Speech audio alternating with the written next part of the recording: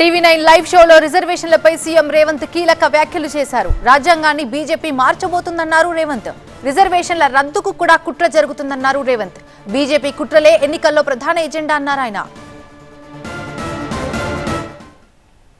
నరేంద్ర మోడీ నేను రిజర్వేషన్ల విషయంలో నేనేమి రద్దు చేయను తగ్గించను అని అయితే ఆయన క్లియర్ కట్గా చెప్తూ ఉన్నారు.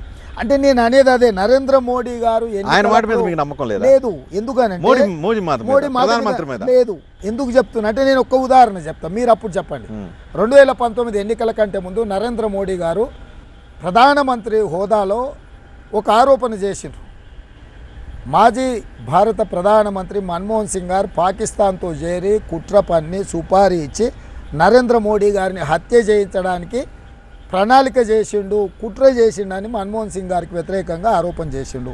2019 ఎన్నికలలో గెలిచిన తర్వాత ఆ ఆరోపణ మీద నరేంద్ర మోడీ గారు ఎందుకు విచారణకు ఆదేశించలేదు?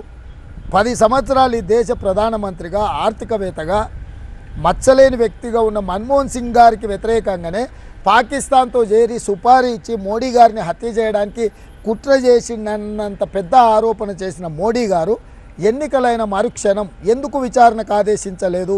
అంటే నరేంద్ర మోడీ గారు ఎన్నికలు వచ్చినప్పుడు ఏది చెప్పినా ఎన్నికల్లో గెలవడానికి తప్ప అది వాస్తవానికి సంబంధం లేదు. ఈరోజు రెండో విషయం నేను ప్రస్తావించదలుచుకున్నా. కాంగ్రెస్ పార్టీ అధికారంలో వస్తే దేశంలో ఉండే వాళ్ళు అందరు ఆస్తులు గుంజుకుంటారు. అదేవిధంగా హిందూ మహిళల మీద ఉన్న తాళీలు కూడా గుంజుకొని ముస్లింలకు పంచి పెడతారు.